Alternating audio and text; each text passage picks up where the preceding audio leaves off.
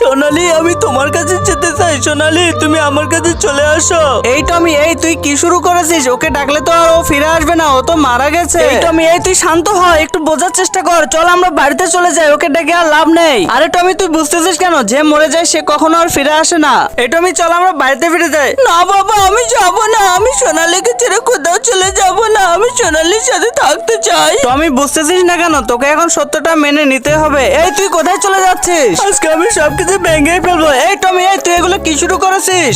বাবা, তুমি দূরে চলে যাও। আমি এগুলো সব ভেঙেই ফেলবো। তুমি চলে যাও, চলে যাও বলতেছি। এই তো বুদ্ধি পেয়েছি। এই টমি, এই দেখ, এইটা সোনালির পছন্দের বল। আরে বাবা, তুমি সোনালির পছন্দের বল নিয়ে এসেছো। আরে বাবা, তুমি আমাকে বাদলে কেন? এই টমি, এই দেখ, তোর জন্য মাংস এনেছি, তুই এটা অনেক মজা করে খাবি। আরে সোনালি, আমার বউ আমাকে ছেড়ে তুমি চলে গেলে আমি কিভাবে বাঁচবো একা একা?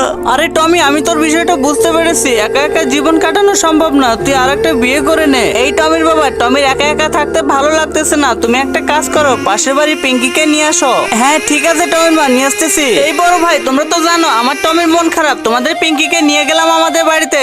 ঠিক আছে, সাবধানে নিয়ে যাও। পিঙ্কি, চলো আমাদের বাড়িতে যাই। এই টমি, মন খারাপ করিস না, তোর বাবা তোর জন্য দেখ কাকে আনতে গেছে। এই তো চলে এসেছে। আরে বাবা, এ তো পাশের বাড়ির পিঙ্কি। একে আমার চোখের সামন থেকে নিয়ে যাও। একে দেখতে ইচ্ছে করতেছে না। এই তুই চলে যা আমাদের বাড়ি থেকে, আর কখনো আমাদের বাড়িতে আসবি না। আরে টমি, পিঙ্কির সাথে কি রাগ করা ঠিক হলো?